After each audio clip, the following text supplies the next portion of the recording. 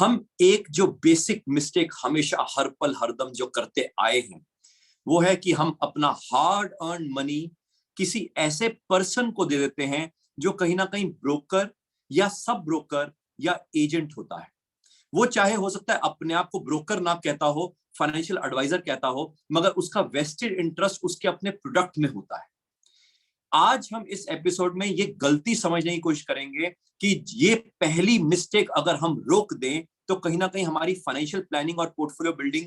Better way में manage हो सकती है। मगर उसी के साथ साथ मेरे भी कई दोस्त यार हैं, कई मेरे वेल विशर्स हैं, कई मेरे साथी हैं जो कहीं ना कहीं ब्रोकर या सब ब्रोकर्स या रिलेशनशिप मैनेजर्स या एजेंट्स का तौर पे काम करते होंगे।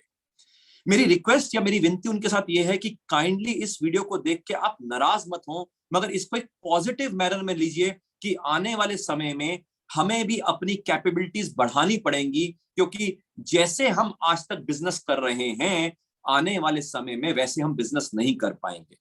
तो मैं अपनी मीठी भाषा ना बोलते हुए कड़वी भाषा में कायदे से आपका एज अ वेल विशर या कुछ चीजें बोलने की कोशिश कर रहा हूं, और मैं कई बार बोलता आया हूं। मैं रिक्वेस्ट करूंगा कि उसको आप भी पॉजिटिव मैनर में लें। और जो इन्वेस्टर्स हैं यानी कि जो नॉन ब्रोकर्स हैं, नॉन सब ब्रोकर्स हैं या नॉन रिलेशनशिप मैनेजर्स वाले काम कर रहे हैं, तो मैं रिक्वेस्ट करूंगा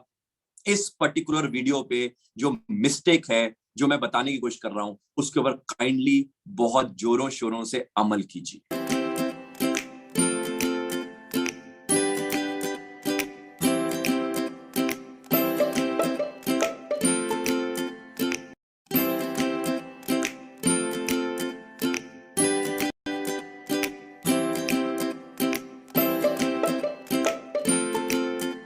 देखा जाए तो हर इंडस्ट्री जब इवॉल्व होती है वहां पे कहीं ना कहीं फैसिलिटेटर्स की जरूरत होती है। फैसिलिटेटर्स वो लोग होते हैं जो उसकी स्मूथ फंक्शनिंग में या ऑपरेशंस में मदद करते हैं। ऐसे ही जब फाइनेंशियल इंडस्ट्री फ्लरिश हुई लेट 1980s में या समझिए अर्ली 1990s में, तो फाइनेंशियल इंडस्ट्री में भी फैसिलिटेटर्स की जरूरत थी। फैसिलिटेटर्स की जरूरत थी ताकि स्मूथ फंक्शनिंग, स्मूथ ऑपरेशंस में वो मदद कर पाए। यानी कि इसका मतलब ये, लोगों ने जो अपने दिमाग में प्रोडक्ट लेना है, जो उन्होंने डिसाइड कर लिया है, वो प्रोडक्ट कैसे लेना है, कहां से लेना है, उसकी ऑपरेशंस के लिए, फैसिलिटेशन के लिए कहीं ना कहीं ब्रोकर्स या सब ब्रोकर्स या एजेंट्स की जरूरत थी, जिनको हम उस जमाने में फैसिलिटेटर्स का दर्जा दे सकते हैं। यानी कि इसका मतलब ये अज्यूम किया जाता था कि जो भी इन्वेस्टर है, चाहे वो इक्विटी में पैसा लगाना चाहता है शेयर मार्केट में, चाहे वो म्यूचुअल फंड में लगाना चाहता है, चाहे वो इंश्योरेंस में लगाना चाहता है, यानी किसी भी फाइनेंशियल प्रोडक्ट में या इवन बॉन्ड्स में लगाना चाहता है, वो अपना मुंह बनाकर आया है कि कहां लगाना है और कैसे लगाना है। यानी कि उसकी सपोर्ट के लिए उसको फैसिलिटेटर चाहिए होते थे। एंड इसलिए उस जमाने में ब्रोकर्स, सब ब्रोकर्स, एजेंट्स यानी कि इवॉल्व हुए। यानी कि ये ब्रोकर्स, सब ब्रोकर्स या एजेंट्स को कुछ भी टेक्निकल ज्ञान नहीं देना है, कुछ भी नॉलेज अपनी शोकेस नहीं करनी है। तो इसलिए उस जमाने में कई ब्रोकर्स, कई सब ब्रोकर्स या कई एजेंट्स जो होते थे, उनको चाहे क्वालिफिकेशन हो या ना हो, नॉलेज हो या ना हो, कोई ज्यादा फर्क पड़ता नहीं था। और रैदर मैं तो ये कहूंगा कि उस जमाने में नॉलेज के ऊपर तो डिपेंडेंट क्लाइंट कभी होता ही नहीं था। क्लाइंट अपना होमवर्क करके आता था, क्लाइंट अपना प्रोडक्ट उसको कहता था कि मेरे को ये प्रोडक्ट लेना है, बॉन्ड लेना है या ये शेयर लेना है या ये म्यूचुअल फंड लेना है या ये इंश्योरेंस पॉलिसी लेनी है, और सामने वाला उसको सिर्फ फैसिलिटेट करके वो प्रोडक्ट दे देता था। यानी कि 1990 से लेके अर्ली 2000 तक कायदे से ये सारे सब ब्रोकर्स, ब्रोकर्स, एजेंट्स, इनको हम जैसे मर्जी नाम दे दें, ये कायदे से फैसिलिटेशन का काम करते थे। इसका मतलब ये, उस जमाने में कस्टमर खुद चल के आता था कि मेरे को ये प्रोडक्ट चाहिए, और उस जमाने में ब्रोकर, सब ब्रोकर्स या एजेंट्स को ज्यादा पुश नहीं करना पड़ता था सेल्स के लिए, रादर सिर्फ फैसिलिटेट करना पड़ता था ताकि ऑपरेशन स्मूथली हो जाए। मगर फिर 2004 से लेकर 2008 के टाइम में जब हमने पहली बार हिंदुस्तान की मार्केट्स को खोला, स्पेशली फॉरेन इंस्टीट्यूशनल इन्वेस्टर्स के लिए, तो भरमार पैसा आया। जब भरमार पैसा आया तो उसके कारण हमारा सेंसेक्स जो कि 6000 पे था 2004 के आसपास, वो 22,500 चला गया अंदाजन जनवरी 2008 के आसपास। ये जो टाइम था 4 इयर्स का टाइम, इस जमाने में रिलेशनशिप बैंकिंग, रिलेशनशिप ब्रोकिंग शुरू हुई। यानी कि इसका मतलब ये, अब सारी कंपनीज को समझ ये आया कि अब हमें जाके कस्टमर को बेचना पड़ेगा, क्योंकि अब कंपटीशन शुरू हो गया है, और जो पहले कस्टमर को अपने पास ले आएगा उतना ही रेवेन्यू आने वाले समय में आएगा। इसलिए आपने सुना होगा कि ब्रोकर्स, यानी कि जो बड़े बड़े ब्रोकिंग हाउसेस थे, उन्होंने भी रिलेशनशिप मैनेजर्स हायर करने शुरू कर दिए। जो इंश्योरेंस कंपनीज थी, उन्होंने भी रिलेशनशिप मैनेजर्स हायर करने लग गए। और जो बैंक्स थे, वहां पे भी रिलेशनशिप बैंकिंग का सिलसिला शुरू हुआ, उन्होंने भी यानी कि आरएम्स रखने शुरू कर दिए। कायदे से पर्पस ये था कि ये सारे आरएम्स जो हैं, चाहे ब्रोकिंग हाउस में जॉब करते हैं, चाहे इंश्योरेंस कंपनी में जॉब करते हैं, चाहे बैंक्स में जॉब करते हैं, अल्टीमेटली अब ये कस्टमर के पास जाएंगे और वहां पे जाके बातें करेंगे, और बातें करने के लिए कुछ तो बातें करेंगे। तो यानी कि यहां पे ये फैसिलिटेटर से हट के एक तरह से ज्ञान देने पे आ गए। यानी कि इसका मतलब ये, यहां पे ये ज्ञान सेल्स करने के लिए इनका मेन फोकस चेंज हो गया। पहले फैसिलिटेट करते थे, मगर अब फैसिलिटेशन नहीं, अब रिलेशनशिप बैंकिंग, रिलेशनशिप ब्रोकिंग शुरू हो गई। तो इसलिए अब इनका मेन मुद्दा हो गया बेचना। ऐसे में 2004-2008 के फेज में कई सब ब्रोकर्स और कई इंश्योरेंस एजेंट्स भी बहुत इवॉल्व हुए, यानी कि और ज्यादा पैदा हुए। पहले भी होते थे सब ब्रोकर्स, पहले भी इंश्योरेंस एजेंट्स होते थे, मगर उस जमाने में, या इवन पहले भी इक्विटी ब्रोकर्स थे, मगर वो सारे मेजरली फैसिलिटेटर्स थे। मगर अब वो मेजरली बेचने के लिए निकलने लग गए मार्केट में। यानी कि स्पेशली 2004 के बाद हर कस्टमर के पास डिफरेंट डिफरेंट बैंक्स के रिलेशनशिप मैनेजर्स बेचने आ रहे हैं, डिफरेंट डिफरेंट ब्रोकिंग कंपनीज के रिलेशनशिप मैनेजर्स बेचने आ रहे हैं, डिफरेंट डिफरेंट इंश्योरेंस कंपनीज के रिलेशनशिप मैनेजर्स बेचने आ रहे हैं, और कई जो सब ब्रोकर्स या जो एजेंट्स हैं जो अपना काम कर रहे हैं, वो भी बेचने आ रहे हैं। अब हर आदमी जब बेचने आएगा, तो बट ऑब्वियस है, हर आदमी कुछ तो ज्ञान देगा ही, कुछ तो ज्ञान पिलाएगा ही, चाहे आता हो या ना आता हो, चाहे पुरानी क्वालिफिकेशन हो या ना हो, चाहे रेलेवेंट क्वालिफिकेशन हो या ना हो, मगर हर आदमी ज्ञान देने पे आ गया। और ये वो जमाना था जब हर आदमी को बेचने के लिए बहुत बढ़िया इंसेंटिव दिया जाता था। इंसेंटिव में फॉरेन ट्रिप दिए जाते थे, या इवन कई बार कई तरह के गिफ्ट हैम्पर्स दिए जाते थे, या इवन प्रमोशंस जल्दी दी जाती थी, या इवन जो अपना काम करते थे सब ब्रोकर्स या एजेंट्स, उनको कमीशनें बहुत ज्यादा मिलती थी। स्पेशली म्यूचुअल फंड की अपफ्रंट कमीशन, म्यूचुअल फंड की ट्रेल कमीशन, यानी कि इवन इक्विटी ब्रोकर्स को बहुत अच्छी ब्रोकरेज आती थी। यानी कि इसका मतलब ये 2004 से 2008 में जब मार्केट ओपन हुई, तो 2004 के बाद ये जो फेज बना, यहां पे मेजरली ब्रोकर्स, सब ब्रोकर्स, रिलेशनशिप मैनेजर्स, ये सब या एजेंट्स, उनको हम किसी नाम से भी पुकार लें, अल्टीमेटली अपने प्रोडक्ट, जहां पे उनका अपना वेस्टेड इंटरेस्ट था, वो प्रोडक्ट बेचने के लिए निकल पड़े। फैसिलिटेशन दूर दूर तक खत्म हो गया और बेचना शुरू हो गया। अब अगर हम इसी को कोरिलेट करें,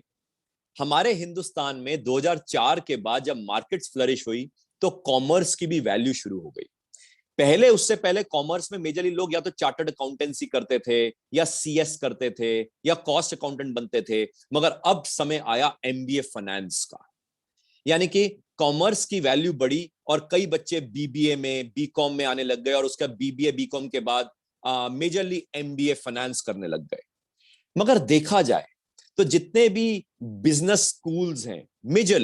मेजरली जितने भी बिजनेस स्कूल्स हैं, या मेजरली जितने भी कॉलेजेस हैं, जहां से बच्चा बीकॉम या बीबीए या एमबीए फाइनेंस करके जब नौकरी पे निकलता है, उसके पास दो तरह के प्रोफाइल्स मिलते हैं। एक बीपीओ का प्रोफाइल मिलता है, और दूसरा प्रोफाइल में सेल्स ऑफ फाइनेंशियल प्रोडक्ट्स का प्रोफाइल मिलता है। ये सारे कॉलेजेस या ये सारे जो बी स्कूल्स हैं, मेजरली वहां पे थ्योरेटिकल एजुकेशन पढ़ाई जाती है।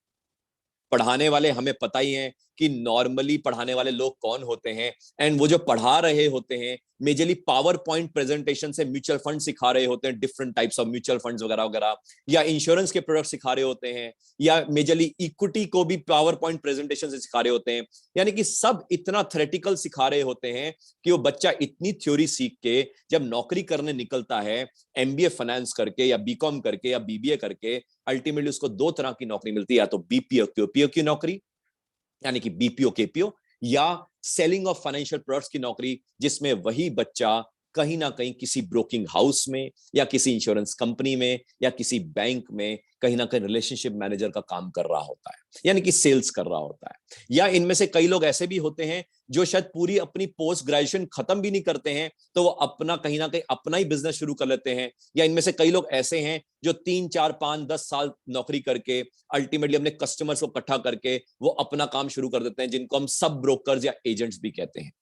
यानी कि हमारी एजुकेशन सिस्टम में कई चैलेंजेस हैं, जिसके कारण वो थ्योरी पढ़ने वाला जो बच्चा जब प्रैक्टिकली ऑर्गेनाइजेशन में ज्वाइन करता है तो ऑर्गेनाइजेशन में डे 1 पे उसको टारगेट दे दिया जाता है। कहीं ना कहीं ये हमारे हिंदुस्तान की इकोनॉमी में जो फाइनेंशियल सिस्टम है बहुत चैलेंजिंग सिचुएशन पे हम लाके खड़ा कर रहे हैं, क्योंकि जो बच्चा जो फ्रेशर आता है हम उसको इतना टारगेट देते हैं और उसको इतना प्रेशर देते हैं कि जाके बेच, और उसको ये पता होता है कि अगर मैंने ना बेचा तो इतने बच्चे और खड़े हैं मैदान में जो वो नौकरी करने को तैयार हैं, तो अगर मैंने नहीं बेचा तो मैं निकाला जाऊंगा और किसी और को नौकरी दे दी जाएगी। तो ये जो बच्चा है जो सेलिंग ऑफ फाइनेंशियल प्रोडक्ट्स करने के लिए किसी भी बैंक, इंश्योरेंस कंपनी या ब्रोकिंग हाउस में ज्वाइन करता है, वो सबसे पहले अपने रिश्तेदारों को बेचना शुरू करता है, फिर अपने ही माँ बाप के दोस्तों को बेचना शुरू करता है, फिर अपने ही दोस्तों के माँ बाप को बेचना शुरू करता है, और धीरे धीरे करके उसका एक्सपोजर, एक्सपीरियंस बढ़ने लग जाता है सेल्स करने में, और फिर वो मार्केट में सेलिंग का उसको चस्का लग जाता है अगर वो कंटिन्यू करता है, और वो फिर अच्छा सेल्स का मुस्किटर बन जाता है। नॉलेज से नहीं, सेल्स कर करके। नॉलेज नहीं थी उसके पास, वो सिर्फ सेल्स करते करते अपने आप को सेल्स का धुरंधर समझ लेता है और फिर वो सेल्स करने में माहिर हो जाता है, और जो ये सब चीजें नहीं कर पाते हैं वो कहीं ना कहीं उनकी नौकरी छूट जाती है और वो कुछ और नौकरियों में चले जाते हैं। एंड इनमें से जो बहुत बढ़िया दिग्गज बन जाते हैं वो कुछ सालों की नौकरी के बाद अपना काम शुरू कर लेते हैं। मगर यहाँ पे मुद्दा क्या है, इनमें से जितने भी लोग हैं टेक्निकली एजुकेटेड या टेक्निकली क्वालिफाइड नहीं, इनको कोई प्रैक्टिकल अंडरस्टैंडिंग या प्रैक्टिकल टेक्निकल नॉलेज नहीं, इनको मेजरली सेल्स का एक्सपीरियंस है, इनकी बातों में एक पकड़ है, इनको बेचना आता है। एंड कायदे से इतने जो साल निकल रहे हैं धीरे धीरे करके, अब ये जो ब्रोकर्स हैं या रिलेशनशिप मैनेजर्स हैं या जो सब ब्रोकर्स हैं या जो एजेंट्स हैं, ये कहीं ना कहीं इनको पता लग गया है कि सामने वाला कस्टमर अब हमें ब्रोकर, सब ब्रोकर, एजेंट समझता है, तो इसलिए ये खुद अपने आप को फाइनेंशियल एडवाइजर कहलाना शुरू कर गए। ये खुद अपने आप को फाइनेंशियल प्लानर कहलाते हैं या पोर्टफोलियो मैनेजर कहलाते हैं या पोर्टफोलियो एडवाइजर कहलाते हैं। कायदे से ये फाइनेंशियल एडवाइजर या पोर्टफोलियो एडवाइजर या फाइनेंशियल प्लानर नहीं है, ये ब्रोकर हैं या एजेंट हैं। इनका वेस्टेड इंटरेस्ट है, क्योंकि फाइनेंशियल एडवाइजर या पोर्टफोलियो एडवाइजर या फाइनेंशियल प्लानर बनने के लिए आपके पास 3 चीजें बहुत जरूरत है। पहली है टेक्निकली क्वालिफिकेशन, जो हमें अवेलेबिलिटी होनी चाहिए, यानी कि टेक्निकली क्वालिफाइड, यानी इसके मतलब ये रेलेवेंट टेक्निकल क्वालिफिकेशन होनी चाहिए और वो थ्योरेटिकल क्वालिफिकेशन नहीं होनी चाहिए। इनफैक्ट कई ब्रोकर्स या कई एजेंट्स आप देखेंगे वो तो क्वालिफाइड ही नहीं होते हैं, या अगर क्वालिफाइड होंगे भी, समझो ग्रेजुएशन या पोस्ट ग्रेजुएशन कर रखी होती है, वो रेलेवेंट नहीं होती है, वो किसी और फील्ड में कर रखी होती है। और अगर उन्होंने फाइनेंस में अगर पढ़ाई कर भी रखी होती है तो वो थ्योरेटिकल पढ़ाई कर रखी होती है, यानी कि टेक्निकली साउंड क्वालिफिकेशन नहीं होती है, जो कि बहुत जरूरी चाहिए किसी भी फाइनेंशियल एडवाइजर को बनने के लिए। दूसरा, उनके पास एक ऐसी नॉलेज और एक्सपर्टीज होनी चाहिए जो नॉर्मली एक्सपर्टीज सेल से नहीं, वो एक्सपर्टीज क्लाइंट्स को टेक्निकल एजुकेशन या टेक्निकल एडवाइस देते देते पैदा हुई हो। और वो एडवाइस नॉर्मली मैं ये मानता हूं कि जो एक्सपर्टीज है वो किसी अच्छे ब्रांड के साथ अच्छे प्रोफाइल में, टेक्निकल प्रोफाइल में ली हो तो हम कहते हैं एक्सपर्टीज है। जैसे कि कई लोग ऐसे भी हैं जो कहते हैं हम पिछले 30 साल से मार्केट में ये काम कर रहे हैं, हम पिछले 30 साल से ये काम करते आए हैं। वो 30 साल से एजेंट या ब्रोकर होंगे, वो 30 साल से सेल्स अच्छा कर रहे होंगे, मगर इसका मतलब ये नहीं कि 30 साल से कर रहे हैं तो उनका एक्सपर्टीज बन गई है। यानी कि एक्सपर्टीज और जो एक्सपीरियंस है वो किस बड़े ब्रांड के साथ या किस बड़े बड़े क्लाइंट्स को मैनेज करते हुए और टेक्निकल वाले प्रोफाइल में करते हुए तो ही बनती है, सेल्स वाले प्रोफाइल में नहीं बनती है।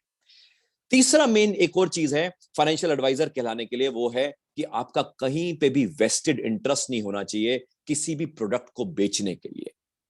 मगर अगर हमारा एसोसिएशन किसी कंपनी के साथ है या किसी प्रोडक्ट बेचने में है, तो यानी कि हम कायदे से असली में फाइनेंशियल एडवाइजर नहीं हैं, हम हैं ब्रोकर, कहला अपने आप को फाइनेंशियल एडवाइजर रहे हैं। मगर कोई भी पर्सन जिसको कहीं से भी कमीशन आती हो, इंसेंटिव आता हो, ब्रोकरेज आती हो, या किसी भी तरीके की प्रमोशन का चाहत हो, या फॉरेन ट्रिप का चाहत हो, यानी कि ये प्रोडक्ट बेचूंगा तो इससे ये इंसेंटिव मिलेगा, तो वो कायदे से फाइनेंशियल एडवाइजर नहीं है, वो है ब्रोकर या सब ब्रोकर या एजेंट, चाहे हम उसको रिलेशनशिप मैनेजर का नाम भी हम दे सकते हैं। पिछले कुछ सालों में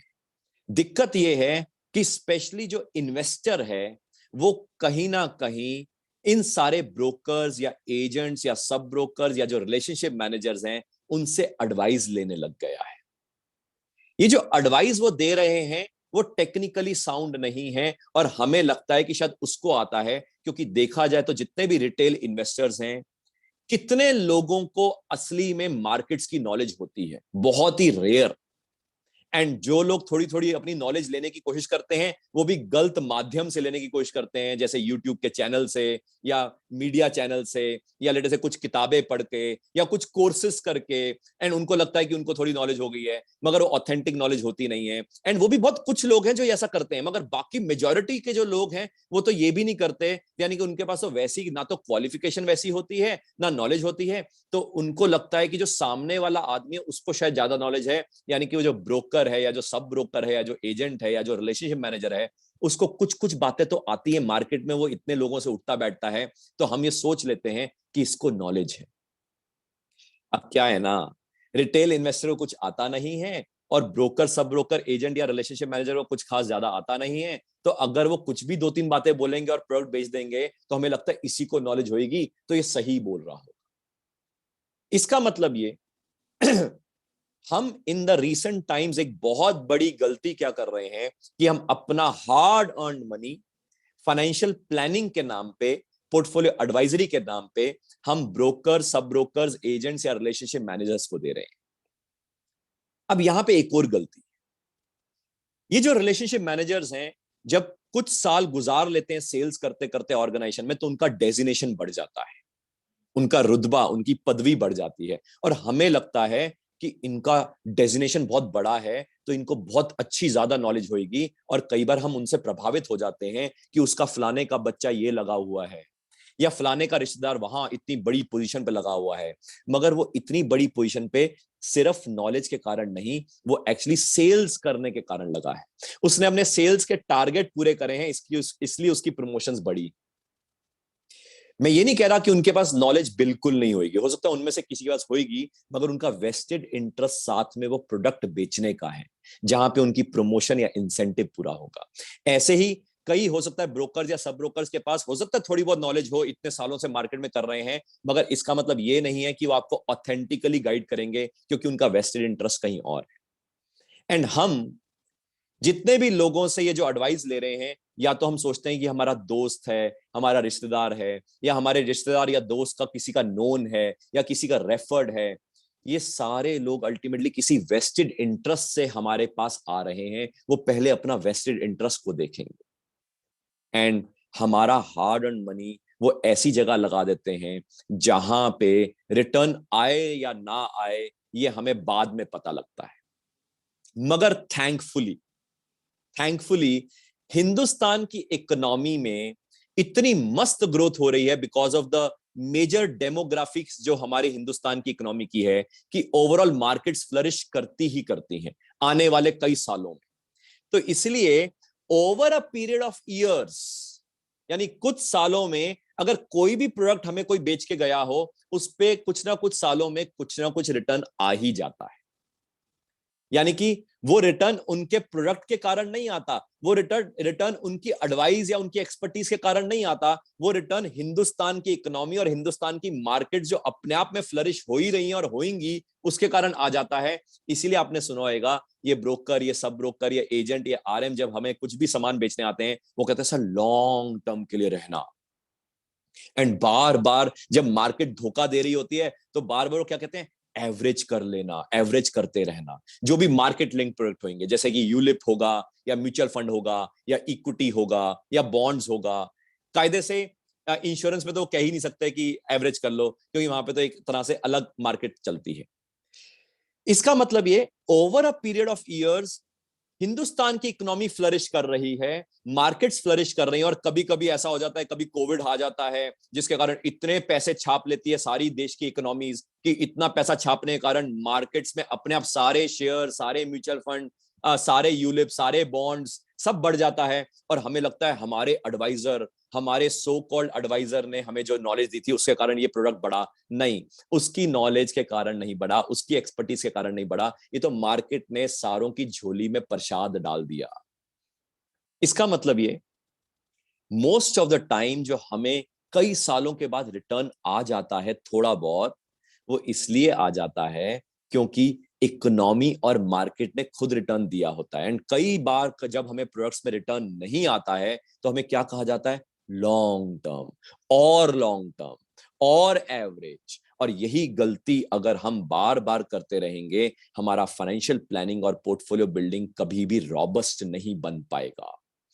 इसलिए मैं गुजारिश करूंगा स्पेशली जितने भी रिटेल इन्वेस्टर्स हैं कि अगर आप अपनी टेक्निकल नॉलेज लेना शुरू करेंगे, थोड़ी थोड़ी से शुरू करें, जब आप थोड़ी थोड़ी से शुरू करेंगे तो आप ये देखेंगे कि जब आपके पास ब्रोकर या सब ब्रोकर या एजेंट या जो रिलेशनशिप मैनेजर आपके पास आता है, चाहे जो मर्जी डेजिग्नेशन पे हो, जब आप उससे कुछ टेक्निकल सवाल पूछेंगे तो आपको पता लग जाएगा कि उनको उतनी नॉलेज नहीं है। यानी कि इसका मतलब ये, जब आप खुद एजुकेटेड होंगे तो उसके कारण आपको समझ आएगा कि सामने वाला आपको सिर्फ बेचने आ रहा था।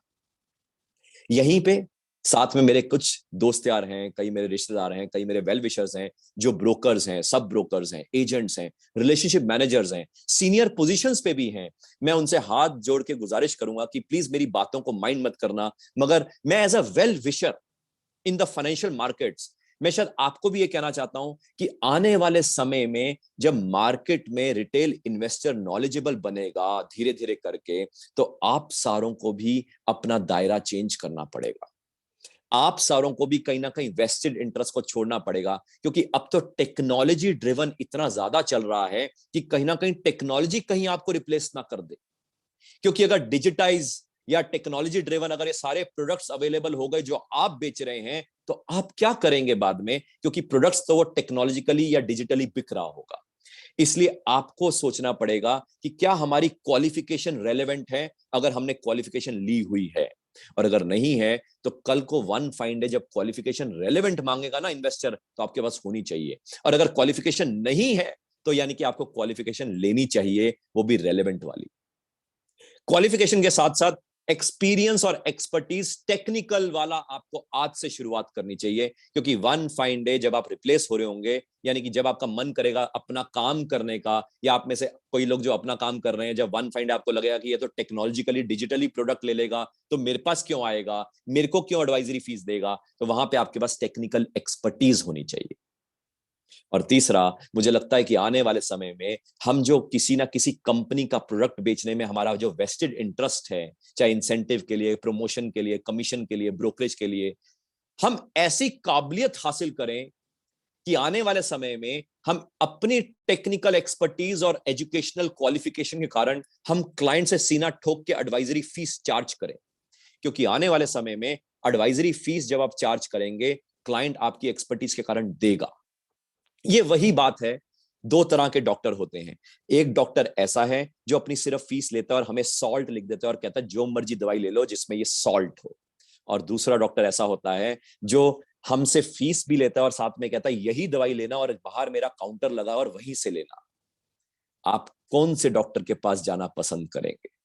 बट ऑब्वियस है, आप पहले डॉक्टर का जाना पसंद करेंगे, क्योंकि वो किसी का भी दवाई नहीं बेच रहा, वो अपने दवाई का काउंटर नहीं चला रहा, वो सिर्फ सॉल्ट लिख रहा है। एंड ये डॉक्टर अगर आपसे फीस ज्यादा भी लेगा, आप तब भी इसको देंगे। और यही मेरा मैसेज है इस वीडियो से।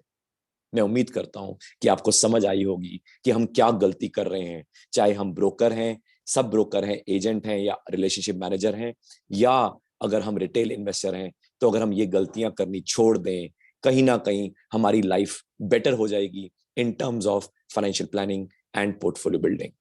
सबसे पहले तो हाथ जोड़ के गुजारिश है, जो मेरे दोस्त यार हैं जो ब्रोकर्स का काम या सब ब्रोकर्स का काम या रिलेशनशिप मैनेजर्स का काम करते हैं, या किसी ना कहीं बैंक्स या ब्रोकिंग हाउसेज में हैं, वो काइंडली इस वीडियो को देख के माइंड मत करें, बट रादर मेरी एक रिक्वेस्ट है एज अ वेल विशर कि आप भी अपनी कैपेबिलिटीज को और बढ़ाएं, ताकि वन फाइन डे आप भी जब इन्वेस्टर नॉलेजेबल बन रहा हो, तो जब इन्वेस्टर फाइनेंशियल एडवाइजर की डिमांड कर रहा हो, तो आप सबसे पहले फाइनेंशियल एडवाइजर बने, rather than ब्रोकर या सब ब्रोकर या रिलेशनशिप मैनेजर्स के दायरे से। बाकी लोगों को मैं उम्मीद करता हूं कि आपको वीडियो समझ आई होगी, पसंद आई होगी। एंड मेरी कोशिश ये है कि ये जो सीरीज है, myths, mistakes and misconceptions about financial planning and portfolio building, यहाँ पे कुछ ऐसी बातें जो हमें नहीं करनी वो मेरी बताने की कोशिश है, क्योंकि बचपन से लेके बड़े होने तक हमारे वेल विशर्स हमेशा हमें वो बातें कहते हैं कि ये चीजें मत करना, वो चीजें मत करना, क्योंकि उनका मानना ये होता है कि क्या क्या चीजें करनी है, व्हाट टू डू, क्या क्या चीजें कैसे करनी है, हाउ टू डू, वो हम जिंदगी में खुद सीख जाएंगे। मगर फाइनेंशियल प्लानिंग और पोर्टफोलियो बिल्डिंग एक टेक्निकल एक्सपर्टीज वाला एरिया है जो हम जिंदगी में खुद नहीं सीख सकते, जिसके लिए हमारे साथ आप जुड़ सकते हैं पोर्टफोलियो एजुकेशन सर्विसेज में, जहां पे एक टेक्निकल हैंड होल्डिंग के साथ लाइव मार्केट में जैसे जैसे हम पोर्टफोलियो डेवलप करते हैं, वैसे वैसे आप भी डेवलप करना सीख सकते हैं। ये एपिसोड हर सैटरडे अपलोड होता है, एंड मैं उम्मीद करता हूं कि आप different different social media handles में मेरे साथ ऑलरेडी कनेक्ट हो चुके हैं। मैं उम्मीद करता हूं आपको आने वाले समय के भी एपिसोड्स भी पसंद आएंगे। Thank you very much. जय हिंद।